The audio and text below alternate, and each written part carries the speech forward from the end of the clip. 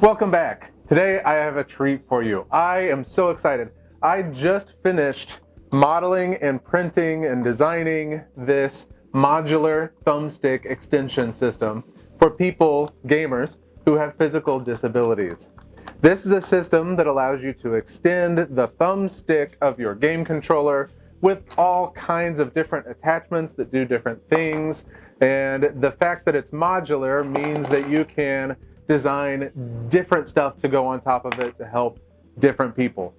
I'm going to upload these files to Thingiverse and Prusa printers. You can download them there for free, share them with people who need them.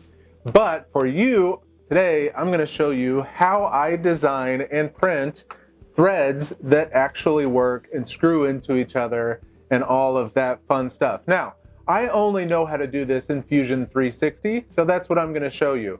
If you know how to do this in other packages, feel free to comment down below and share that knowledge. It could be super helpful, especially because I'm about to run a contest for 3D printed accessories for people with physical disabilities. Keep your eyes peeled for that. So now, let's jump right into the tutorial. All right, you're going to start off, I'm just going to create a 10 millimeter diameter circle and then a box that I can drill a 10 millimeter hole into. That circle is going to be threaded, the hole is going to be threaded, they'll thread it to each other. If you stick to 10 millimeter, it makes it really easy because that's just a common size. Not necessarily though. So I extrude these out just to give us some distance to play with. I did 50 millimeters. It doesn't matter. The point is you have a 10 millimeter cylinder and a 10 millimeter hole. So to create the threads, select that surface of the cylinder, go over here and select thread. You have to check modeled. This is what actually gives you the geometry. You have to check this. You can see here 10 millimeter, 10 by 1.5. That's our thread designation. I'm going to do the same thing, the same measurements on the hole. Now again, I had to click model. That's very important. So in theory, that could work if you had a printer that was perfect, but this really is the step that makes it work for me. There's three main surfaces here. There's a top, a side, and a bottom. And what I'm going to do is I'm going to reduce these. I'm going to go one at a time and do an extrude and do negative 0.1 millimeters. I do it to the side first, then the top of the thread, and then the bottom of the thread. And this just gives you the space that you need for everything to mesh together, even if your printer is not perfect. You can do it to actually both the hole and the bolt. I do that often just so things are nice and easy, and it still works beautifully, but it's not necessary.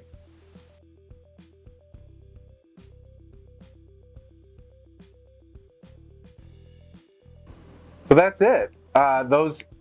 Sometimes there's a little bit, whenever you first pull them off of the print bed, there's a little bit of resistance to get things going. The first couple layers might have elephant foot or, various other reasons. There might be a little bit of variation, but that's really it. It's nice and easy, and it works with all of my printers that I've used. So, there you go. That hopefully is another tool to add to your tool set of 3D printing stuff. Now, since you stuck along for the ride this far, let me share another tip for you. Whenever I need something to fit tight on a controller, you can't just measure it, design something, and print it, because the materials actually have a tendency to shrink different amounts whenever they're printed. I use PLA, and it shrinks a surprising amount when it's printed. So if I want something to fit very snug, very tight, I actually start off by doing this. I measure where I want it to fit, for example, this thumbstick, and then I print off a series. You can see here I have a series of rings that are all about 2.2 millimeters different. So the one that is technically the same size as this just simply doesn't fit on it. The shrinkage makes it too small. So then I end up finding exactly the size that fits the way I want with no slop, and I can use that for the rest of my designs in PLA for this part. So I highly recommend, if you're going to do something that needs to fit tight, do a whole bunch of test sizing pieces before you really go into design to find the size that you need. Thanks for watching this video. I hope it was helpful for your 3D printing designs. Be sure to give us a thumbs up, it's super helpful, and keep an eye peeled for the contest announcement soon about 3D printing for gamers with physical disabilities. I'm real excited, and it's on the horizon. All right, see you next time.